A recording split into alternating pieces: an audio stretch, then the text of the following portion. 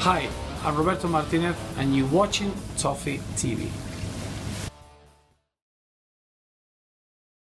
Welcome back to Toffee TV. It is me, Ped, it is Baz, and we're joined by Les Roberts in his lovely jumper. It's tremendous, that Les.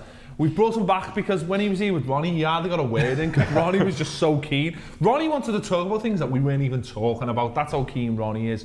Fantastic to have Ronnie on, of course, and we'll have him on again so we can moan about Everton, which is what we love to do, Baz. We've had so many chances. We've had so many chances this year to moan. This is going to be like a half moan, half. No. No, it's going to be a full moan, I think. No, it's going to be like a third moan. Okay. 2/3 not moan. The different levels of moaning. There is going to be different. It's going to be loads of moaning, just different. It's going to be like a Howard moan or a Robles moan. There's going to be so much Howard moaning. Right, let's start by talking about obviously Kyiv. Last week we were really buoyed up. Now we're going to moan. 2 games in a row that we've won. It was like, yes, we're back on. Turning point, Kevin Brock, back passes, all that kind of thing. Yeah. We went over to Kyiv and I was confident. I was quite confident in this game. I was even somehow naively confident that at 1-1 in the last game, I thought, we're going to go over there and do these. No, we weren't. We got battered. I'm still scratching my head trying to figure out how we got battered. Let's talk about the lineup for a start. He's gone in with Barry, McCarthy in the centre midfield, Naismith, Barkley, Atsu, and obviously Lukaku up front. And he left Alcatraz at the back. That was the strange one. He played. He had a decent game against Newcastle, but he didn't have that much to do. He made one outstanding tackle against Newcastle, but that doesn't get you the spot back. Yeah. And it was a bit of hypocrisy from Martinez because Joel lost his space straight away because the number 1 choice came back. So he's either saying that that's not his policy or Alcaraz is the number 1 choice ahead of Stones. See, I said this last week on the video. Loads of people were talking about Alcaraz and saying how good he was. And when I did the Blue Room on last Tuesday night, lads on there were saying, "Oh, Alcaraz was great," and I actually didn't think he did anything against Newcastle. Yes, he made that outstanding tackle, but I pointed out last week that Sissoko later on took him for a merry dance, and that's where they nearly scored their goal from. I didn't think he had to do anything against Newcastle and that's from that point I just thought John Stones, he's on the bench, and if he's on the bench he's fit to play surely. I thought he's had a couple of games out, right, bring him back, bring him into the European fold now. Let's start with our strongest back 4 and go from there. Yeah, I mean, like Les has just said, I tweeted something very similar the other day about it's either a policy or it's not a policy. So if it's a policy that you keep the shirt when you perform, that's fine, so do it universally, do it right across the board.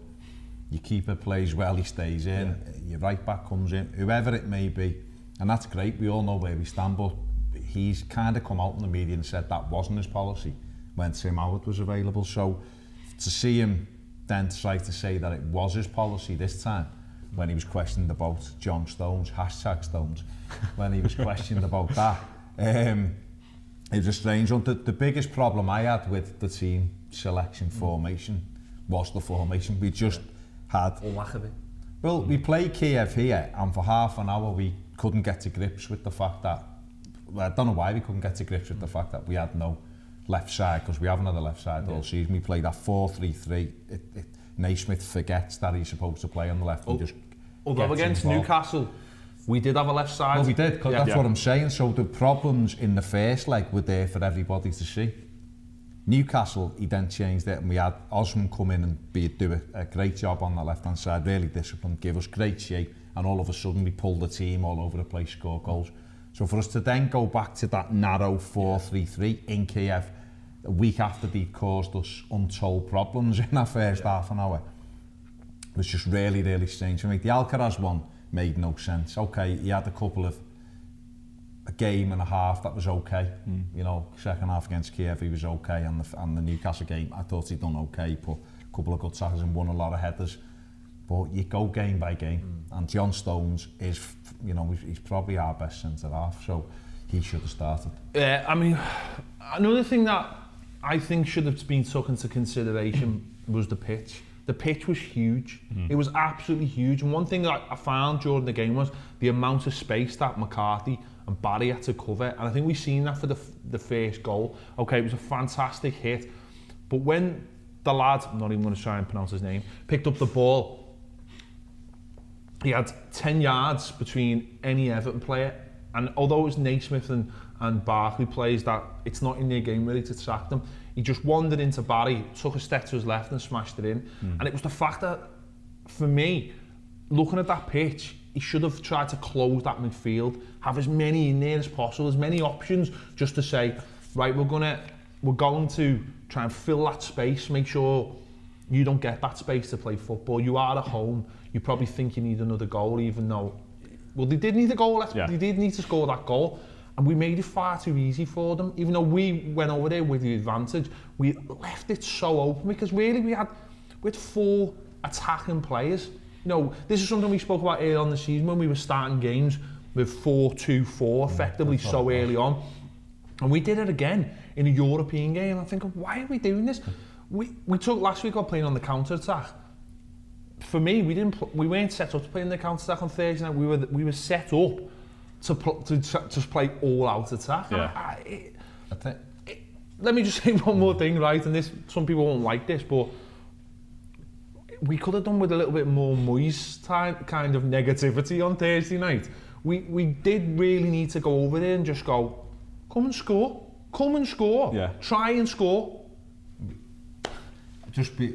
What we done wrong was it's great playing attacking football and trying to win, but he could have still, first of all, he put 2 players in who don't run back, which is Atsu and Barkley. I don't know where Atsu runs anywhere. No, but they don't run back. Barkley doesn't know. I don't think he realises that he's got to go the other way. And that's fine. If that's his game, that's fine. Play 4-4-1-1 and have him off Romelu. And just leave him there and say, like, don't really, almost make it a 2, but make sure you've got that left-hand side. If you see that goal, they work it and it comes out to this side. Naismith's caught between the devil and the deep blue sea. He's got 2 men. And he's not one for staying out wide anyway. And the lad just plays a little ball inside, gets it back, and we do part like the Red Sea. And the lad hits a cracker. And I think you're right. I think if he goes over with more defensive minded, he could have played Garbett in front of Baines and just said, right, just sit and give us that width. We look like what Napoli did. They were at the Nifro, weren't they? I think they got a 0-0. They just went there, closed. 0-0s are not allowed. That's not a proper result, is it? Yeah. Like set pieces are. Yeah, you can't score from corners, then. But yeah, it's like you have to close the game down. Yeah, we did. Not that it counted, but. No. But yeah, I mean, that was the thing for me. It was just a very, very naive way of doing things, and all the goals were preventable. Yeah. They were all stupid goals. For me, the rational thing would have been to start Besic in there. Yeah. And play with 3 centre midfielders and build off them and say, you've got to come and score. But we'd like to think that if you do score, we can go and get that goal. I mean, we did look a threat with the odd chance we went forward and scored a really good goal. Yeah, but we could have done that anyway out the tie, played out, couldn't we? He could have gone, he could have kept that too, and people like that on the bench and gone, right, we need to chase this game now and go after it. But he could have gone with Besic, but you still would have needed the left-hand side. You can't play on a big pitch, which wasn't a very good pitch either, by the way. It was huge. It was a big pitch, it was an intimidating place. It's great going there and sticking your chest out and saying, we're Everton and we're coming to have a go. You've got to sometimes look at the opposition and think, like, we've got the advantage. It wasn't the first leg where you don't know what they're like. We'd seen that he could be dangerous the week before. If he goes and closes out that space and just gets a disciplined, even a 4-5-1 at times, make it so they've got a lot of bodies to go through. And we didn't. We just went and we were quite open and they just picked us off. It was a lovely, I mean, the first goal, it was a cracking finish. But the kids are just being allowed to come inside. I've seen lads, I mean, it was a great finish, but I've seen lads in Sunday League do that when they've got that much space. Yeah. You know, it is a fantastic... Yeah, but I did do it regularly. I did do that regularly. You don't get that in the Birkenhead Sunday League. Well, you know, someone's who playing the right side of the Mersey, if it's on, if you're giving a lad... he was obviously talented, although he did like his little step overs. You wouldn't get away with that on a Tuesday night at Stoke. But, you know, he's come inside and we haven't got out to him either quick enough, and he's hit a whopper, hasn't he? I just think we were set up all wrong. The pitch was huge. We've got nothing in midfield. As you mentioned, we've got Naismith, who this is something we spoke about earlier on the season as well. Naismith in the number 10 role. he's good playing deep to go forward, but he won't play forward to come back. Do you know? We've said that before. He doesn't know how to defend. He knows how to run round and look busy. He's very good, very good. He'd be brilliant in an office. You know, he'd look busy all day. Just look angry. He just wouldn't do it. He just wouldn't do anything, but he'd look busy. And Atsu on the other side was just not a threat. Nothing. He was nothing, was he? Didn't do anything going forward. He didn't do anything coming back. He was so ineffective. It was unbelievable. And you got Paul Rom stuck up front, trying his hardest, and again he's completely isolated again. Still scored that absolute belter. And for me, it was just. I know it's so easy to. It is all about Alcaraz and it is about this and that, but I think if we'd set up differently. Look, you know, whether you like escape from Alcaraz or you don't, it wasn't all his fault. That you know, no. we scored an absolute wonder goal through Lukaku. It was a fabulous sight. You know, Barkley's already at the post at that point. We scored a great goal from Rom. And then what you do then is you keep it tight, you go compact, you make them have to try, because they were deflated when we scored. The stadium went a little bit quieter. They looked deflated. And what happens, we don't close a ball down, like we've said all season. There's a ball that's just allowed to be pumped into our box. Why Seamus Coleman is in the left-back position now, Let me just stop you right there, because I don't even think that's where it started. If you take that one back, right, you watch McCarthy at the edge of the box. McCarthy had the chance to stop that ball. He actually goes in and pulls out of that. And if he'd stopped that right there, he could have took a foul for the team there. Because it was actually a shot on, but he's looking at it and thinking, well, this lad's going to get there before me, I won't. He's thinking, we'll have a foul there. We'll stop. Yeah. I'm happy to take a foul there. It ends up on the other side of the pitch. Baines is there. That's why Seamus Coleman ends up in the left-back position. Again, it could have been stopped. Just take it. What's wrong with taking a foul for the team? When that ball comes in, when it's pumped into our box, okay, we can talk all day about where your keeper should be there. It's almost in the 6-yard box, and that's where your keeper should have just come out and took that, because any touch on him, the referee's going to blow to Europe. But what we've got is we've got Alcaraz losing the header, but we've got our right back running behind Alcaraz. Why is he running behind the defender who's going for the header? Because this kid who's ran in is offside. Yeah. And Coleman, that's my biggest criticism of Seamus of the last 8 weeks. He's got no awareness. He had this a couple of years ago and he kind of got it out of his game and it's crept back in. I don't know whether it's confidence or what, but he allows the lad to run in behind, so he then has to go and get goal side. The ball drops between the two, and before you know it, they're back in front. You know, the next goal is another sort of symptom of that as well. It's players not being in the right place. They've all been put all over the place because they move the ball really well. What I liked about them is I don't think they're a good side. I think Florentino will do them over the two legs without a problem. I think what they did is, because it is such a big pitch, every time they got the ball, they got it and give it really quickly. And every pass was over 10 yards, because it needed to be, because the pitch was, I can't underestimate how big that pitch was. It was massive.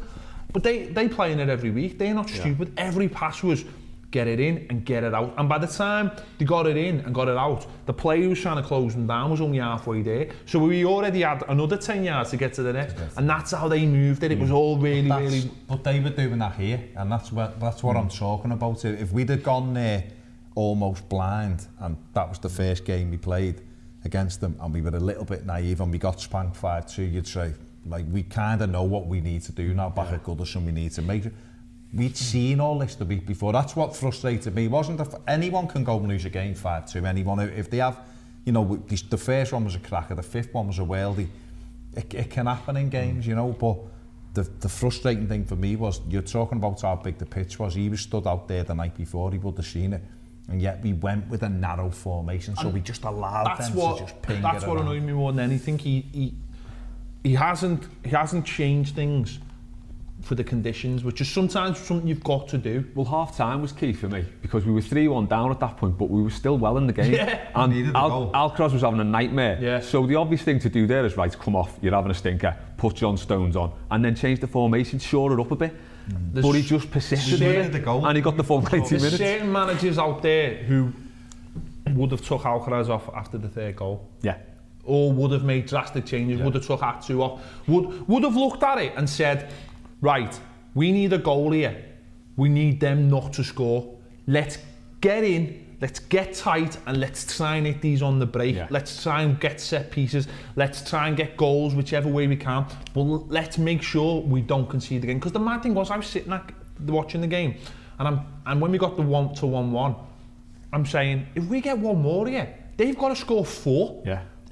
That was the mad thing, and you're thinking, all you got to do is score again and not concede 4. And you think, I know it ends up a silly score, but at that time that seemed rational, and you just think all you've got to do is just shut this down. And we didn't shut it down. We didn't get into half time. We just. Yeah, but even we've gone in like Leicester. You're at 3-1. You're in that dressing room, so you need a goal. A goal puts you through. You get beat 3-2, you're through. And he should have looked at that then and said, right, okay, you know, Alcaraz off, get Stones on there. Let's get a little bit of shake. Atsu was another, like you've just said, should have come off. He offered us nothing. And put someone out there, whoever it may be, whether it was Kone just to go in, Ozzy to come in, not Garbutt, and just gone, right, we'll chase this with 15 to go. Yeah. Let's get out and kill this game. Make it horrible, keep launching, just clear your lines, go down, break the game up. Because they'll start to become uncomfortable with 20 minutes left, because they know if you go down and score, we've got players who put the Let me ball put it in this way, like, imagine it was flipped, it was the opposite, we were at Goodison Park, they come here, it is what it is at half time. The opposition just need one goal to get through. Keep it tight for 35 minutes. Can you imagine what Goodison Park would be like with 10 minutes to go, knowing that the opposition had to score one goal and they were through? Everyone would be petrified. We'd be defending on the penalty spot or the 18, the 6 yards. The nerves would be flooding. And I tell you what, imagine the nerves among 70,000 people, not 40,000. When Lukaku put that in the top corner, they were deflated. They were all that. The coach, Rebrov's there like that. And I don't know about you two, but when he smacks that in, I think like we've sort of that's the away goal. 1-1. Right, let's go and build from there. Nice and tight now till half time. I don't understand it. As you say, you could bring Garbutt on and show the left up. Look, you know, I want to say this because people jump on everything, don't they? I mean, someone accused me of being Martinez out the other day. Strange boy. But I don't think we can all... Look, he picked the wrong formation, but you can't take that away. There's 11 lads wearing shirts out there, and for me, they've got to be cleverer. Yes, you can go like that, but you've got Gareth Barry, who's 33. He's played in Europe for City. He's played in World Cups for England. Yeah, take that back. He's been involved in a World Cup for England. We've got international players there. We've got players like Naismith, who plays international football every other week. None of them look around and go, right, hang on, come back 10 yards, come here, let's break it down, go down, win free kicks, put your foot through it. He might be on the line saying, pass, possession. Ignore him, shut him out, he can have a go with you at half time. And for me, on too many occasions this season, our players have hid. They've hid behind the manager's possession, the manager's formation, they've hid behind them, when really, look, to be a good player, you go through anything, you pull your tripe out week in, week out, you don't hide behind your manager. It's always a thing, isn't it? Like people say, if you give a footballer an excuse, they'll hide behind it. It's like the Thursday Sunday thing. You give them the excuse that they're knackered in the game, they'll hide behind that and say, oh, we were knackered on the Sunday. So as you say, like... I take the other view though. I don't think he allows them that much freedom, and I think Sylvain Distin being completely bombed out of the squad proves that you're not allowed to. I'm talking about in a game. I don't think you're allowed it in a game. I honestly don't think the man allows. What do you do if you're playing? Even now, you're playing and someone's managing you, and you're seeing you're experienced. You should be at your age as well.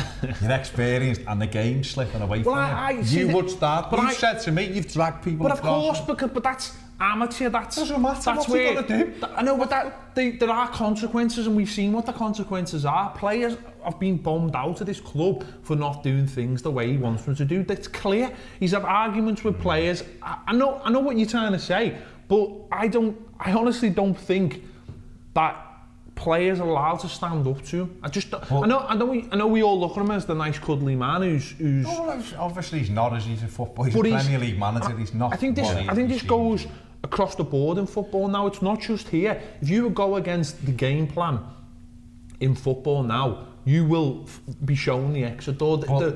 What you can do is you've got characters there. We're falling behind. We go 2-1 behind. Your next 10 minutes of like... I understand everyone's sitting. At half time, if he comes here and goes, why are you changing? You just say, wanted to get here, gaffer, we'll go back and do what we're doing. don't lose your head. For me, too many times Everton just lose their heads. Everything goes down. They lose the ability to do the correct thing. All right, well, if you're Gareth Barry, right, Les, you're Gareth Barry, you look to your right and you see Atsu, what are you going to say to him? Because to me, the lad hasn't done much for Everton at all. Okay, he did all right coming off the bench against Newcastle. That was perfect. Yeah. Coming off the bench, I mean, that should have been a pointer to how he should have been used in Kyiv. Yeah. He comes off the bench. How do you look to the right and just think, there's a lad there who's going to go through the walls with me? No, we know that, but you're asking to sit in, don't you? Come and sit But here. then you look at him, you probably wouldn't expect him to, would you? Exactly. Even if you told him, you think he's not going to. He's not going to do it. But then, because he's not tactically aware. But then we need to see that on the pitch. We need to see players having disagreements, Well, don't we? maybe they do, but we just don't you don't see. You don't see anything. We're in the era, Baz, we're in the era of where players talk to each other now with hands over mouths. Yeah. So that the television doesn't know what's getting said. Where coaches are putting things in front of the faces. This is the era we live in now. Everything is you know, we consume everything. It's just scrutinised to the finest detail. Like we're doing now. Yeah. Of course. But so players are going to be like, you know, we'd love that. We'd love Jackie because we run around grabbing people by the scruff of the neck and telling them what they should be doing and what they shouldn't be doing. I just think, I don't know, maybe I've got it wrong, but I just think... I think you're right. I think you're right. I think what you're saying is right. But I would just wonder that there's not the players out there to do it. That's the problem. I think the way he's got them set up, you'd love them to... Even, it went on, didn't it? It did. The frustrating thing would have been that nothing really changed after the break with 3-1 down. Well, exactly, that was where it had to change. You're thinking, right, okay, at half-time, you'll come. I mean, you heard, you know, take me hat off to the 1500, 1800 Evertonians who went outstanding, absolutely outstanding. But I'm sat at home listening to Peter Reid and Gordon Strachan, granted, talking about what you do now, you know, and Reid's like, drag Alcaraz off or say the fair, go and win the first, head the right through and let them know. Sit in now, keep it. And we came out and nothing had changed. It just went back to how it was before half-time. They had the ball, we looked lost. We had a couple of little 1-2s and then Ozzy and Kone come on and things improved a little bit. But you're still waiting for that reaction. It's like it should be changed at half time, but there's like this mindset, well, let's leave it an hour. I'll tell you what, let's leave it 75 and then, you know, I mean, make changes. We hit the post and we hit the bar. Barkley was unlucky with 2, and that could have changed it. Yeah. We actually score a set piece. But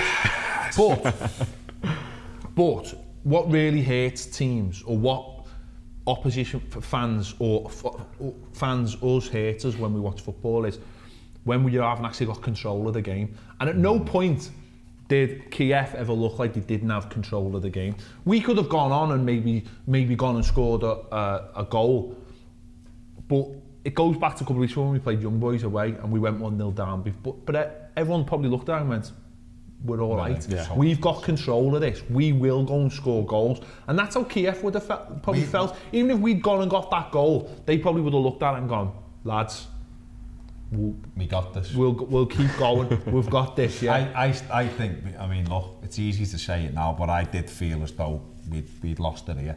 When it was 2-1, we had chances after Rom scored the pen to make it 3 and 4-1. We missed them. Naismith missed one at the far post. That was the night. We needed to go there with a couple of goals for me, because you've got to make the opposition believe that it's a big task. I just thought back to, it reminded me of when we had Sporting here and we were 2-0 up and cruising and Rodwell does the back pass and they get a goal, and going from a position where they looked pants, you're thinking they could easily... Well, that's what I'm saying. It is about actually feeling like you're in control of a football game, and at no point did we ever feel in Kyiv like we had control. We scored the goal, and when we scored the goal, that's where we should have gone, right lads, settle in, you've got the control, you're winning, you've got the away goal, and even if they go and get a goal, you just don't get another one.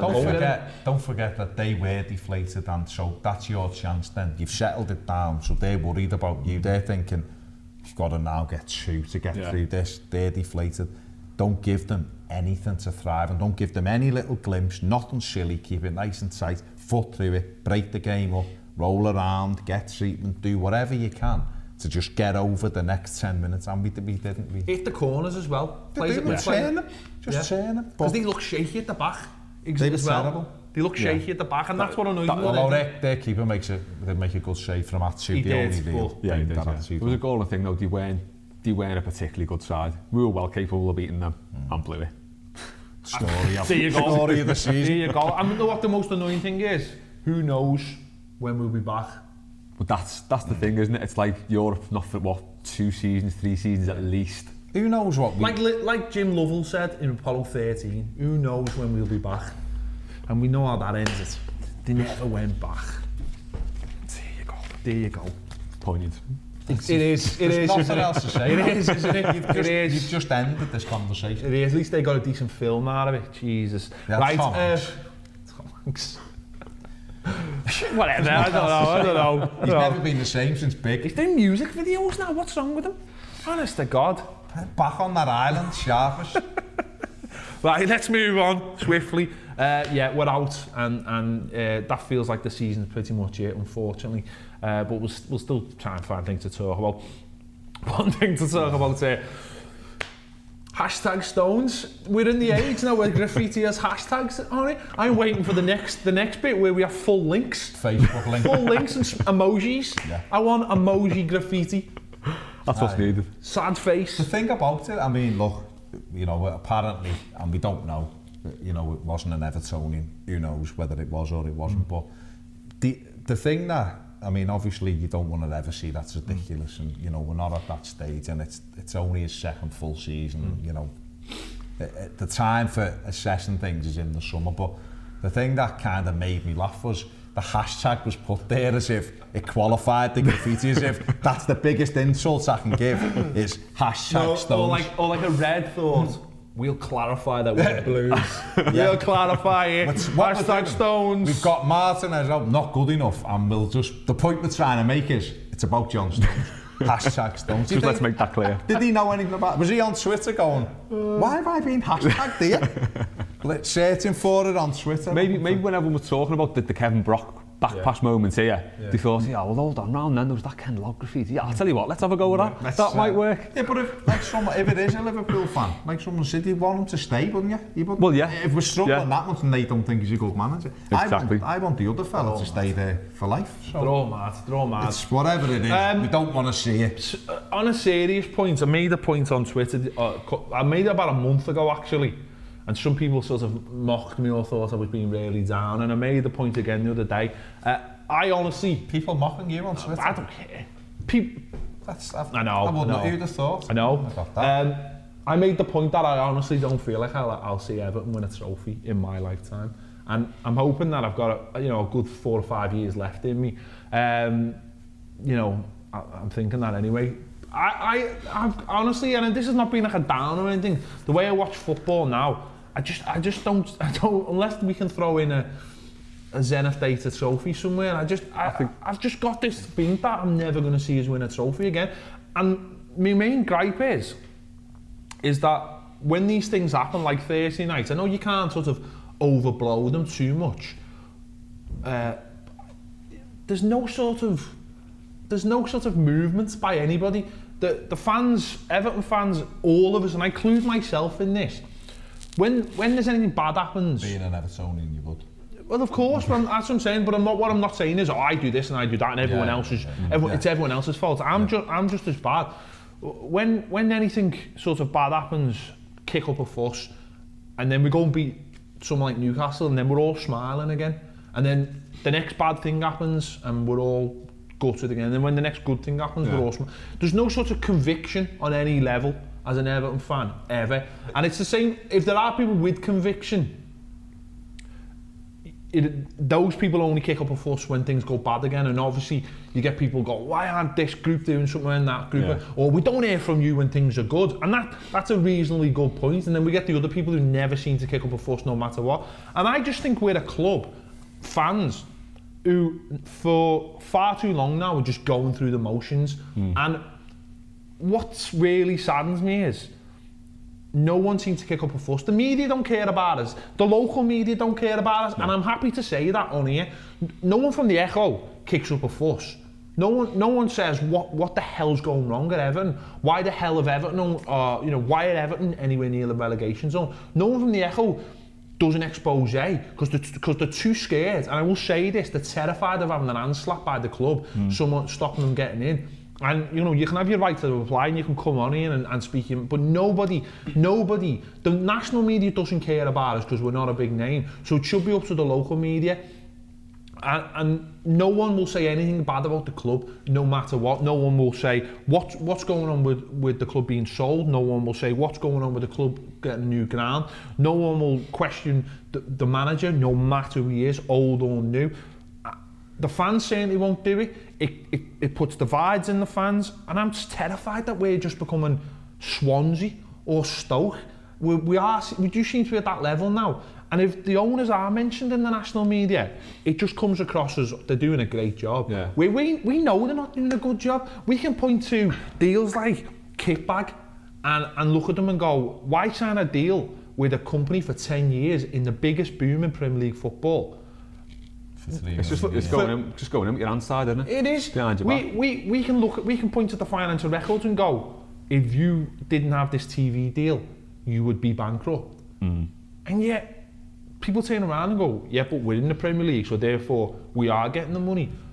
I said on Saturday, let's win the game against QPR, and let's start introducing some kids. Yeah. And someone actually made a really good point to me. Well, you can't, because every position is worth £1.5 million, and you're thinking, oh my God, yeah, I knew that when I made the tweet, but you're wrestling that now. What's become, the way fans have become obsessed with the money involved is just staggering, because it's not about just winning footy matches now, because fans look at the finances and they're like, well, as you say, you know, you get this much for finishing this high, when really what we need to do, we're in a position now where we're basically all, you know, not mathematically, but we're basically safe. So we're in a position now where we can plan for next season. So I mean, we could put bomb Howard out now, Baines, Coleman even, because he stanked the gaff out. You could put Garbutt at left back, you could put Brown in at right back, Stones, Jagielka, Robles in goal, and build forward, because you know Tim Howard's not got he's not got a long-term future. Well, but it's not going to happen, is it? You know, you take Barry out, but we're just not going to do that. But you can't do that either. Sorry, Baz, but you can't do that either, because we're in the period now of a season ticket drive. Yeah. So you can't say to fans, you've got every game now. The club look at it and say, well, if you lose that game, that's another maybe couple of 100 season tickets that might sign up next year. So everything's, do you know what I mean? There's no, as you just said, you want to be introducing like a Ryan Ledson into the team now and going, this lad's our future. You know, we want to crisscross him with an Osman or a Barry. Yeah. And you think, well, it's long. Yeah, you think you want to crisscross these players, you want to give them experience for next season, but you're not. You're too busy trying to sell season tickets. The thing is, in terms of bringing in young players, and that's what we want to see. We want to see it. It's, to be honest, it's the only way it's probably our only route. If we're talking about success, it's probably the only way we're going to do it. We can't compete with. We've got two clubs at 4th and 5th in the Premier League that have spent £250 million in less than 18 months. Trying to fight it out to finish 4th. Yeah. We've just spent 30 million in the summer and thought that it was 300 million. Yeah. You know, so we're not going to ever get up to those levels with the way the current structure is it? So the only way we can try and bridge gaps like that is by bringing our own players through. The only way you're going to know whether Chris Long, Tyus Browning, Ryan Ledson, we know Luke Garbutt can do it, Brendan Galloway. Yeah. The only way we're going to know about these kids, whether they're good enough, is to play them. Yeah. And if you can't play them, then it comes down to pre-season. But then you know that you go through pre-season, doesn't matter what they do, they're not going to start. So we're going to have a big shortfall in the summer. Let me, your other point you were going to make, because it's not about the team. I also, it must have been the weekend for it, mate, I also tweeted after, I think it was probably after the Kyiv game or the day after, was that we're kind of living a pointless existence almost. Love me club, you know, I've been coming for 35 plus years, love it, you know, it's my club, never going to change, but when I started watching it, anyone could, it was about building football teams, it wasn't about Subway and Nivea adverts and everything else that goes on in the game. Pele's footlong. Pele and Chevrolet and everything else. Let's just leave Pele's footlong where it is. Is he still doing them things, by the way? Oh, he's doing Subway now? No, but I thought he was doing the thing for Viagra as well. So he's gone from Viagra onto a footlong. Yeah. Makes sense. And all of that, you know, all of the things about going after trophies and building teams, that's what you want. For me, it wasn't about whether Everton had made £1 million in them days. It was about the fact that who would be buying because I wanted that. I was only interested in. Someone should be shot by the bar. Has Bill Kendall just coming here? Didn't see him. Or a ghost, was it a ghost of Dixie Dean? All right, Dixie, aren't you? It wasn't about how much money we could make. It was about putting a team that would win things on the, you know, on the pitch. Nowadays, we can't get anywhere near the stratosphere, and there's many reasons, isn't there? There's reasons like we don't seem to ever move on. We just kind of seem to have a good team, or you know, we've had a decent team over the last 12, 13 years. We've always been up near the top end, you know, of the table, but we go into the summer worrying about who we're going to sell. But my point is, right, and this is for everyone. We have certainly have a handful of people who watch these videos, or maybe don't watch these videos, who follow us on Twitter, and what they say to us, why aren't you talking about what's going on at the club? Why aren't you talking about the owners? And we've said to them, if you want to come on, if you want to be a guest and come and have a chat about it, we'll have a chat about it, right? The problem is, that's a private company. We can't really sort of go in and out of it. We can complain or whatever, but there's not much we can do about that. But what I would say is, and this is why I brought it up, is there's no pressure anywhere from anyone. Fans have been going to the game this season and booing the team, yet those fans, you know, don't go home and sort of kick off about anything else that's going on in the club. You know, someone writes Martinez under the wall, but I've never seen anyone write anything else on the wall about anyone else. The first thing that happened when that writing was on the wall, and it's been proved true, was, it's cop-out behaviour. And any time someone says anything, it's cop-out behaviour. You say anything bad about this club, it's cop-out behaviour.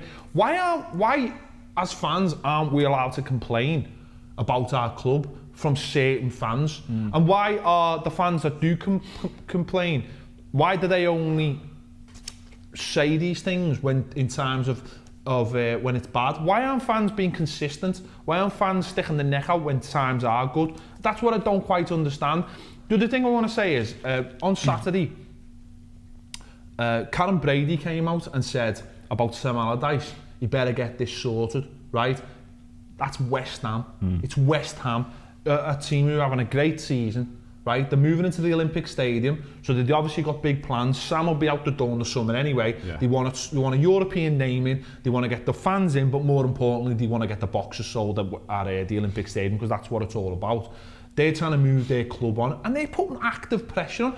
I have not heard one person from that side of the road say anything good or bad in the last 3 months about Martinez.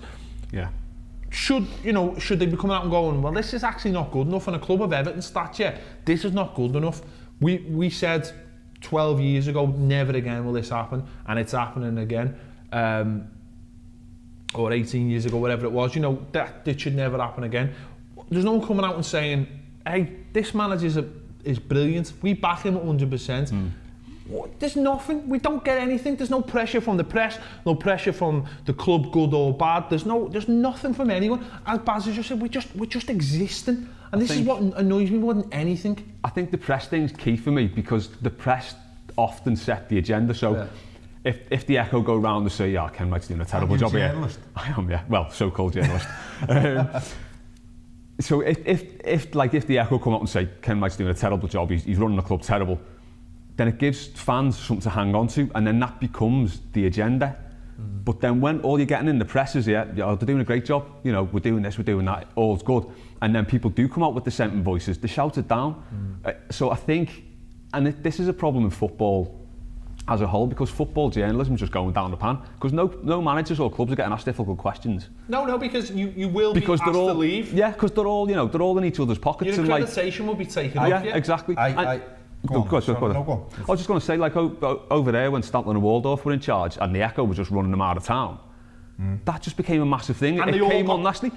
and they all got massive book deals out of it, and your Tony Barretts and your Tony Evans made their names out of it, and all the lads who fair play to them from Spirit of Shankly, and now they're all part of the Anfield Rap. Yeah. They became the voices and all doing very nicely out of it, and fair play to them. But it had a lot of media backing. It got the whole media on it. Because what they all did was, they all knew that with all this pressure, they'd get rid of them, and because there's so many Liverpool journalists as well, they all forced it. Now it probably goes back to the fact that the people who can put pressure on don't want to put pressure on, because they've all got good jobs. They all need to make a living. They all have to live in this city. There's no point putting pressure on, because they probably all look around and actually think, he's not going anywhere. We're not going to get rid of them. We're not going to get someone else to buy it. But surely there's got to be a balance. You know, you've got Dave Prentice came out and kicked off about what Romelu Lukaku said the other week. Oh yeah, about moving. And you're thinking, he's a professional footballer. Why are you asking a professional footballer to apologise for a flipping comment he made when he's talking about his career? Yeah, there's never any pressure on the managers or the owners of this club or the chief executives for anything they've ever done. I think, you are, but that's right, that's correct. You know what I mean? There's no one asking any questions anywhere. Yeah. Everyone's just quite comfy where they are. Everton in this city, by whether it's the radio, I mean, you work for a station that, or you don't work for them. I don't work you for do them. A programme on a station that believes that there's only one team in the city. It's unbelievable that it's the two Premier League clubs were treated as though we're in the conference.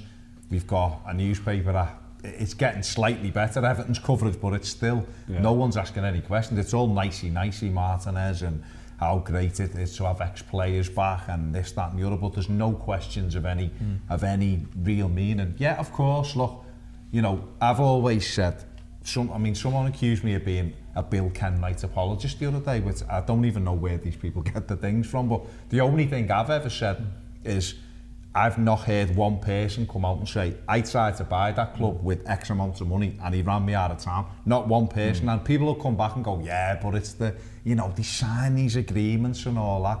What a load of rubbish. If they wanted to buy it, they'd come out and say it. But the flip side of that is when people did try to get a backing, the crowd, some crowd, for me, they went about it totally the wrong way. I remember sat in the Gladys Street and people, Blue Union, and they're calling people because they weren't back. Oh, Ped, you're this, you're a copite. If you weren't prepared to go, I'm a Blue. Now, that isn't everyone in the Blue Union, by the way. It's obviously to be honest, that was actually people who probably were just supporters of that particular... No, that's what I'm saying. I'm not saying it was an official thing. I'm saying people who tagged on. What you have to try and do when you're doing something like you want change because you want to be successful, there's almost...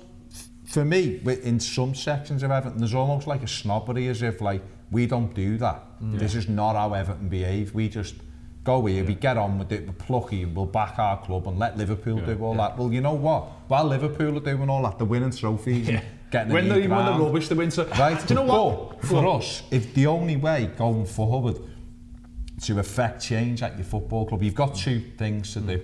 One, you do what Milan done the other day, and you don't go to the game. You don't go to the game, you come away, and when the team runs out and there's 11 people in there, or there'll be 3,000, because people will always say, I'm not going, but they will. And then they see them, that's when they start thinking, hang on, we need to do something here. Yeah. Or you find a way of uniting the fan base, and you unite the fan base not by trying to get up in people's faces, by saying, look, we actually want a successful club. That's what we want. It's all very well going. I've seen people argue the point and say, these are all the Sky fans, they just want trophies now and they're like spoiled kids. No, if you don't want to see your team winning things, why are you coming? You just come to watch football, that's fine, you just enjoy football. But if you want to see a successful side, we're going into 30 years since we won the European trophy. This is Everton Football Club, and this is my main argument. And I say this argument more because I'm just a socialist rather than want to have a go at Everton. I like to see people affect change. It's as simple as that. I think we're the fans. It's where it should be. But listen, what the main point is, you can't go into a ground and be booing the team and booing the manager, and yet coming off and being. Hang on, let me stop you. Go on. the real pet hate from everyone's entitled to boo. I don't have a problem with booing. I don't like them booing players individually. You look I a don't bit like daft doing it though. Right? Anyone does it. Well, you know, look, if you paid your money, you're not happy about that final whistle. Boo. If they get beaten, you're not happy. You don't think they... But then, please, if you watch it, don't boo. And then because 3 players come down and give it all after the street end, then start clapping them. You've just booed. That's what I'm saying. No, that's what boo and walk away. That's what I'm saying. No, what I'm saying is, though, you can't go to the match and boo and then sort of come home and accept everything else. That's what I'm saying. One thing affects everything else, and this is not a rant about the owners. But what I'm saying is, though, there's no, you know, we just seem to be drifting along, you know. In this day and age, the whole point of my tweet, which was the bit of Eddie Izzard, I said it about 20 minutes ago, and we've come back to it. But the whole point was because we don't seem to have any, for me, Everton haven't got a forward plan. I've never heard us come out and say, in 3 years, we're going to have 500 million to spend because we're doing A, B and C. We're all doing it. We do it as fans. Yeah. We're doing it as a board. We're doing it as a chief executive. We're doing it as players and manager. You know, our players, we have them for a couple of years. They want to move on. Why? Because nothing's going on. You can't look and go, we're hoping to get there.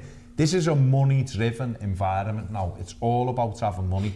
Personally, I only see 2 teams competing for the league for the next 10 years. I don't care how much other teams in this city spend or for me, they're too far gone. But the only way we're going to even get close to that top table is to somehow change a League Cup now and again would be nice. Anything, do you know what I mean? We've got one cup we can go for. I honestly think we've probably got more chance of winning the Premier League than the League Cup. We're never winning that. But what I'm saying is that fans go in and boo, come out, and then that's it. And that's what I'm saying.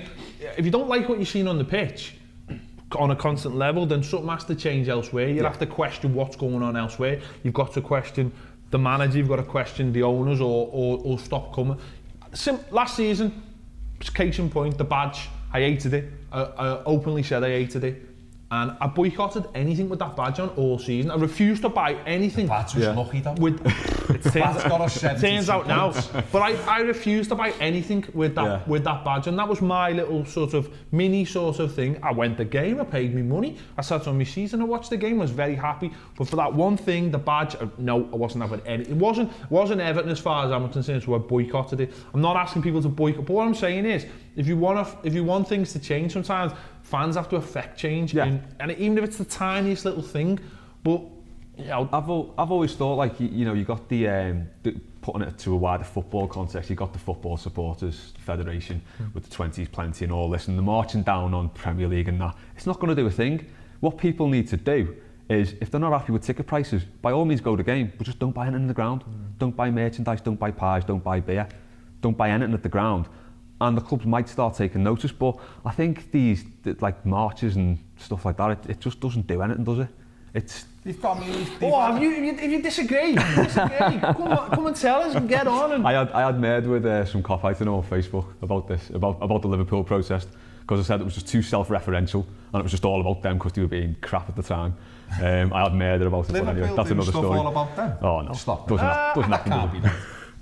I think what protests do is they bring some things to the attention. I mean, we've had the train with the Newcastle thing, didn't we? We had 20 quid up there, 20 quid down here. I think, look, I kind of know what you're saying, but I think in that situation, they have affected it a little bit. Yeah, I suppose it needs awareness. It needs to be on a wider It needs to kick on, basically. My main jibe from the whole thing was, if we just keep trundling along this path, we're just going to become Swansea and Stoke. And if Everton fans out there... Hang on, Swansea won a trophy. Oh yeah, sorry, yeah. Jesus, but we'll just become... Love to be Swansea. We'll just become an also-ran. And what we'll become is just a piece of the product that is the Premier League. To be honest. No, that's what we are. That's what we are. We are. And what you're seeing is clubs like Liverpool and Manchester United, Arsenal, Chelsea and City, they're becoming products outside the Premier League. We're just going to become a product within the Premier League. We'll be when they all go to the European League. Our league will be boss. Us, Villa and Tottenham fight it out. We'll be sound. But we are just We are just we're the free giveaway inside the packet of cornflakes. Basically, that's the way we're going. That's what I mean. We're just a free giveaway. Whereas Liverpool have got their own cereal. That's a good way of it. It's a nice analogy. It is. Yeah, I like that. Yeah. Do you still get free things in cornflakes? I have no idea. You've got to send off for them. You've got to get tokens. You've got to buy like 3 boxes. Get like a... That's a probably health and safety thing. You can get a personalised spoon. No. Never do that again. But you've got to send off for it? Never do that again. Never do that again. You can get a personalised spoon of cornflakes. And a good cornflakes box near you, look out for them if you've got kids. Yeah. I have no idea. Basically, you started off saying you'll never think Everton will win a trophy. I honestly don't think. And I don't at this moment in time. It's looking if we keep moving the way we are, we're not moving. There doesn't seem to be any desire to sort of actually affect change. Right, let's move on. QPR. Right, this might actually get grimmer. No, it won't. Come on. QPR changes. We've got the team we wanted, and we got Coney, we got Stones. Nice one. We got Osman, we got Gibson back in the lineup. Do you think Stones was in because of the hashtag? Possibly so. Graffiti. Hashtag Joe. Doing it now. Christmas spray. I'm just going to do the whole ground. Hashtag not. The other question is, I mean, this is the mad thing. So we put graffiti on. Yeah, Nick Barmby and Mike Walker have just been allowed to exist on this building for years. Mad. Right, 4-4-2. We get back at it. We get 3 points. But I still wasn't happy at the end of the game. I'm sorry, I wasn't happy. I thought it was crap. And I was like, yeah, we got 3 points. I know, I'm sorry. It was a scruffy win, sorry, but it was a win all the same way. That was needed. It was a scruffy win. Some people can go, oh, we got together and we pulled through and all that. I thought we were crap. I thought QPR, who were like the worst team in the Premier League, should have beaten us. I thought there was a few decent performances, but I just thought we were crap. But I made up we got the 3 points, don't get me wrong. But go on, Baz. Cornflakes, come on. Cornflakes, yeah. No, I think, look, I honestly didn't care how we played. Yeah. I've seen us play really well too many times, or look like we've played really well too many times this season, and we've come away with nothing. And I thought the first half, I thought we'd done okay. I think if you're looking to be ultra critical in that first half, don't defend inside. Tiredness, I suppose. Look, we just come back from the Ukraine on a Thursday. I'll give them that. You know, and things like that. But the problem for me was we were defending almost on our penalty spot against Bobby Zamora and Charlie Austin. We could have bounced them up to the halfway line, let them run, and then still caught them. You know, Osman could have caught them. That's how slow they were. But I think we knocked it round okay. I think we mixed it up a little bit more. It was great to see Gibson. I thought Gibson was fantastic in the middle of the park. We scored a really, really good goal, you know, from Coleman. Yeah, I think brilliant goal. You know, even though I don't think he's been playing very well lately, he took his goal brilliantly. It was great to see Coney and Lukaku, you know, Coney getting hold of it and Ron running off. You know, so there's lots, for me, there was lots of good pluses in there. You know, but again, just a little bit naive. One of them pluses was Aaron Lennon. We were speaking last week on the show, and I was critical of him last week, saying he didn't get enough chalk on his boots. But this week, it looked like the plan from last week came into work this week. He did tuck in a little bit more, and that allowed Coleman to get a little bit more forward and affect both goals, obviously scoring one and setting up the other. So obviously, if that's the plan, it obviously worked, and we looked better for it. Yeah, his little knock to Osman, who then played it onto Coleman. That was brilliant to keep the move going. But yeah, he just works really hard, doesn't he? And he's you know, I think he's already done enough. He could be the new Terry Curran, you don't know, but I think he's done enough. The new Gareth Barry. Yeah, yeah, basically, yeah. He could offer something there because he doesn't half track back as well. I mean, I don't really like that from, you know, your forward play shouldn't need to track back. But he does. He's been doing it all. I think when we're playing 4-4-2 and we've only got those two players in midfield, we do need the midfielders to track back. We do need those extra men there, because obviously we do look wide open, to be fair, at times. I mean, it's good going forward, but when we're coming back, we do. I think that's just the modern day wide play. You know, I think you've got to get up and down. I think that's natural. You know, you want that. You want your players. It helps Coleman when he's got someone in front of him. I think the thing when you've got a player who's got real pace, you call it genuine pace, don't you? Yeah, I don't know, he's got the black pace. I've never seen any fake he's pace. turned up with, you know, some black pace on there, giving it all that. But you know, and when you've got that outlet, it's a real threat. You know, and I think for me, he's worked the working hard side of his game is a bonus. To be honest, he was the only one stopping crosses yesterday, getting out and stopping them. For him to get on the score sheet was a massive bonus. And lovely to see Snow White there. Would you keep him? Would I keep him without a shadow of a doubt? I think we're going to lose Kevin Morales. So for me, like for like. Do you think he fits more into Martinez's philosophy than Morales does? That's a good question. That's why me. I don't know really, because Martinez is sort of very all out attack, isn't he? And you kind of think he sort of likes he plays like Morales, who are all about attacking and that. But I don't know. By the same token, I don't know. I think cracking answer to me. I talked round it as much as I possibly could. I think he does suit Martinez. Modern day Evertonian. He does suit Martinez because he's a fast attacking footballer, and that's what we need. He gets the ball from A to B a lot quicker than Morales does. And to be honest, I mean, till 2 games ago, I was sending him back. So I'm yeah. I thought he was very average till the Newcastle game. But I thought he was very average. Well, put it this way: if we're gonna go back to that narrow football, and he's gonna play up front with Lukaku, he needs to go back because we're just wasting him. But if we're gonna go more width-wise, like we did with Deulofeu last year, then that's what you do. I mean, me personally, I'd go in for Deulofeu as well. Well, I would, but what I was going to say is actually he's more of a Deulofeu type player, isn't he? He gets the ball from, you know, an area where it's not going to do any harm to the areas that can affect the game very, very quickly.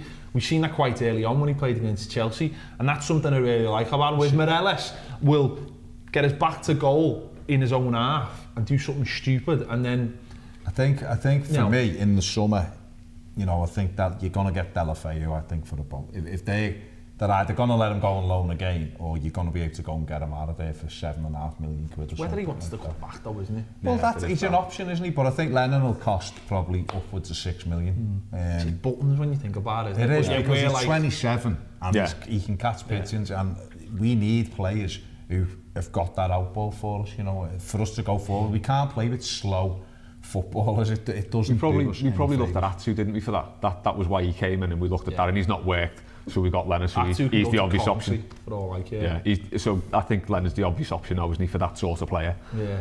I think we need a couple. I think we need. I think the thing was, it was. Don't get me started on that point.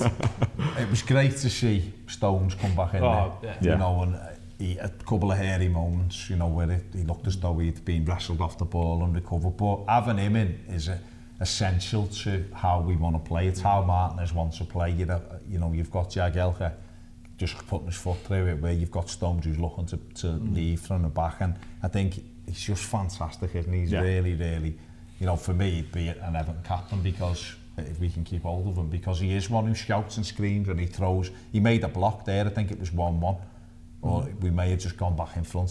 He just tremendous blockheads in the box. Well, it is a stat for the. Some people don't like this. We know who they are. Everton were had the third highest long ball percentage over the weekend, which obviously goes against Roberto Martinez's philosophy. And some fan sites. So does that win not count?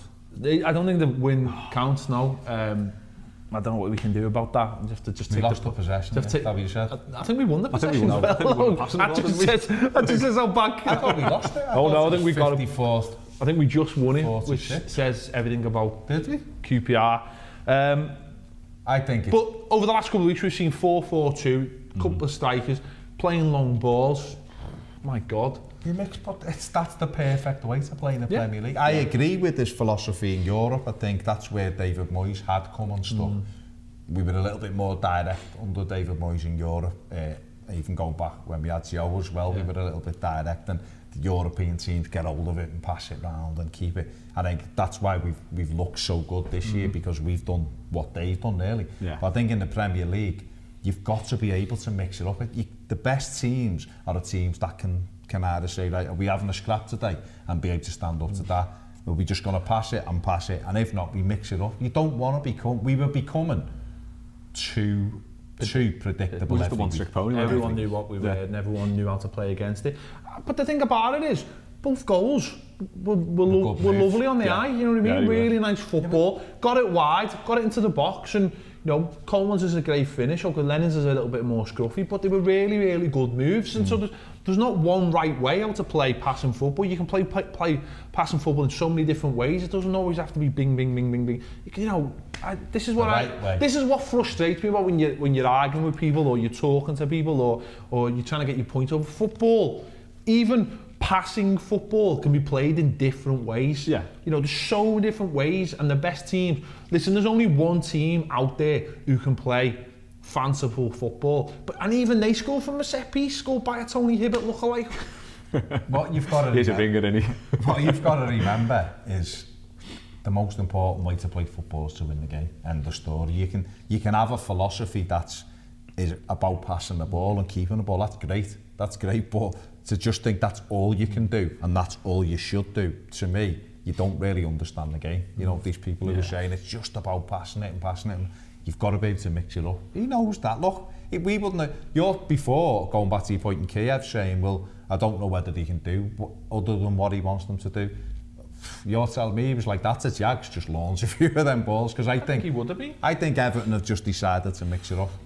Point you raised just before was how deep we defended. Defending in our own 6-yard box at times. There was the amount of times, and as you said, their centre forwards, perfect for them. They want to pin you back. They've got very little talent as footballers, but they've got really good assets as holding the back, holding the ball up, being the make way for midfielders to come onto the ball. Luckily, QPR are rubbish, so it's all right. But listen, the rubbish, they are rubbish. But we allowed them to do that, and I'm afraid the one man who allows them to do that is Tim Howard. And for me yesterday, what that opened up was, you can look at Howard and you can say, oh, he's let that goal in, he's let it go through his hands. But I think what he showed yesterday is what I've been seeing for a while now, is position, and him not coming out and taking crosses. Yeah. It affects how the whole team plays. There was one late on in the first half where he was on his line and Stones was actually about 4 yards in front of him.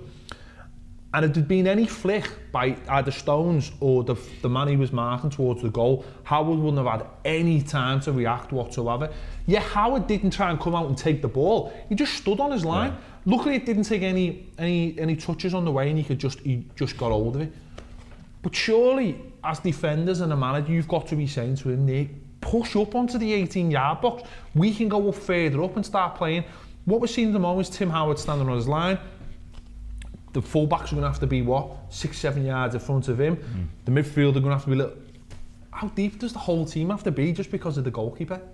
Well, the alarm bell started ringing, didn't it, when you were getting stats at like the Chelsea game where they had 8 shots and scored 6. So then you kind of think, something's not right here.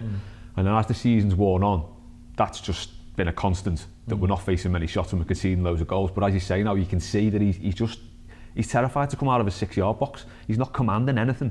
So, as you say, the pressure's just on us. And instead of like pushing up to the edge of the box, playing it out halfway between the halfway line, we're playing it out to the edge of the area, and the teams are just on us again. And it as you say, it's basically down to him. He needs to lead the back line, and he doesn't at all. He's got to push our centre halves out. He's got to push. You've got Charlie Austin and Bobby Zamora that are never ever going to run. They're not going to run in behind you. They're just going to want long balls to flick on and take on the chest. You've got to make sure that they're pushed up 10, 15 yards, and then that negates what they can do then. Do you know what I mean? Exactly, if they just stand on the edge of the box and you just stand alongside them and say, right, okay, the big, strong lads, they're going to win more than they lose. If you push them out and say, well, turn us then. That's when we talk about Tim Howard, that's what really annoys me more than anything else. He can make great saves now and again. He made one at Newcastle, he made one at Kyiv. That's his job. His job's to save. But it's the other things that I think some people don't realise or don't see the fullness of how it affects a football game. Even the goal we conceded, the ball was in the area in the first place where he could have actually come. I know it was a packed box and all the rest of it, but he could have actually come and tried to get that ball in the air. He didn't. It bounces around the penalty box.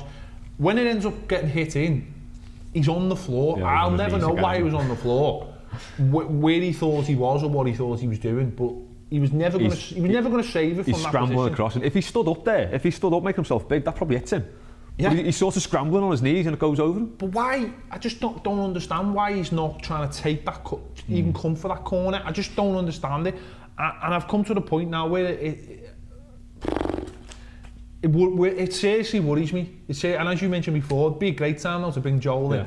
But then, what would that be saying to, what would Martinez be saying? Because I don't even know if Martinez, I know he said in January we're looking for a long-term goalkeeper, and maybe he's doing it nicely and thinking, right, I'll just let Tim Howard finish the season, thank you, goodbye.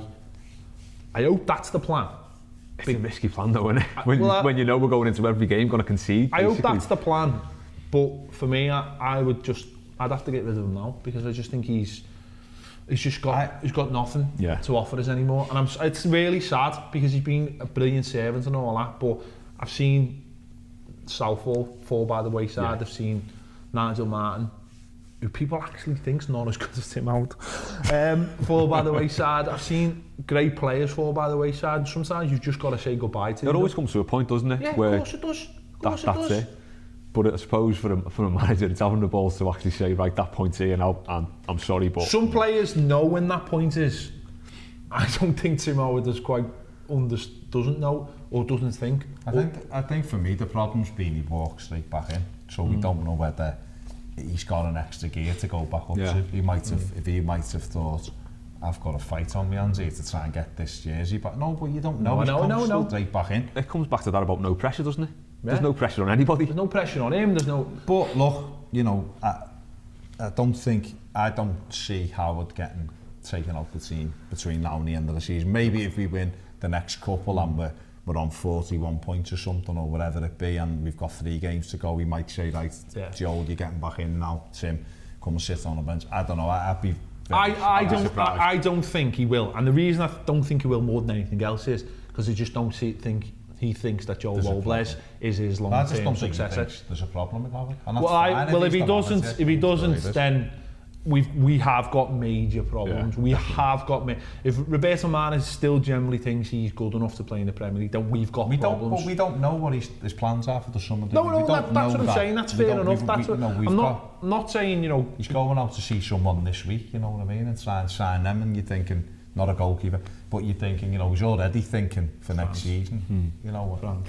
Marseille. Yeah, Marseille. Yeah, but that's another fast type of wide. No, I know. So but what I'm saying, we know that he tried to get David Marshall in January, and if Marshall would have come in, and we tried to get Nyland, so we might go back for Nyland in the summer with $3.5 million and get him. So I think it's just a case of getting through to the summer now. You know, don't forget, like we said before, every place is $1.5 million. That's a big budget. If you've budgeted for top 8 and you finish 15, you're talking what I seen yesterday was a goalkeeper who was actually affecting the way we were playing. Yeah. And that really... You only seen it yesterday? Well, no, but it actually showed itself more yesterday because of the players that played against us, because it was two centre forwards who wanted to pin our centre backs back, and because the goalkeeper wasn't allowing them to push up, you could see how deep we were, and it was more prominent. And I actually noticed yesterday more people get onto the fact of how Howard was playing yesterday, the way that he was just in his 6-yard box and never went anywhere because they were so far on top of us, and that really worried me, and that can't continue out of this season. It really can't. I can sort of get on with it for the rest of the season because the way the season's been. But you're not going to know, are you? We're not going to know. We're not going to know till August whether or not that is the case. We may know beforehand. You know. God, I'd like to know by June. No, but I'm saying not going to be that quick. It just depends if someone comes in for him. You know, if you get an MLS team. I don't think it should have anything to do with anyone comes in for him. Yeah, but he's not going to go and buy. He's not going to buy Nyland or Marshall and go, Tim, you're number 2, Robles, you're number 2. We're not going to surely it shouldn't. We're not going to have 3 keepers. No, but surely it shouldn't matter. The plan should be go and buy another goalkeeper and then worry about where Tim Howard goes. That probably is. I'm not Martinez, am I? I'm just saying Stop pretending you are then.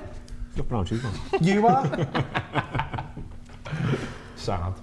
Right. Supposed to be positive this bit. It is positive. I'm the one saying Darren Gibson, fantastic.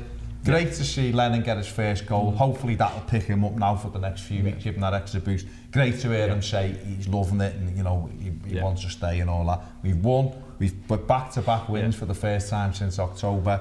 We've got the challenge now is to win as many games as we can. I'm starting to look. I said on Saturday night I fancied us 2 or 3-1, and then if we got that win, we could start looking up. The good news. Now we can. The good news is we're safe. Yay! Right, so we're safe. No more. Now we're safe. We're safe. No, the teams at the bottom are awful, and that's lucky. Yeah, they're all awful. I think we're pretty safe, but you know, what have we got? I want another. We've got 8 wins. We've got eight games to go. I said last week we needed to get another 4 wins for me to be anywhere near. I still think we need another 4 from now. Yeah, I still think at least top 10. That's definitely got to be the priority now. I think we've got good enough teams out there that we can beat. Obviously, a couple of weeks rest now. Rom's got injured. He'll have a couple of weeks rest. Gibson didn't train today with his slight injury. Koenig croc now, or? He's got a scan, so hopefully Koenig won't be hopefully not. Try and get everyone Was back. he croc before or after yesterday's game? It's all relative, I think. He played all right. He was all right. He was all right. He was okay. I'll do the upbeat bit. I quite like him. There you go. Good for you, right? It's been a mixed bag. It's been a mixed bag. Don't forget, let us know. Comments on YouTube. Tell us how you feel about the last couple of games and also the situation with the club and with the fans. Don't take it personally, please. Whatever. No. Twitter at Toffee TV1. Let us know your feelings. Brilliant to have Les back. You got Thanks for having me back on. No, but you could have it on every other week now. Put it in the diary. For me and Baz, we'll be back next week probably. I don't know. Whatever. Can't be bothered. See you later. That's nice, isn't it? See you later. Nice one.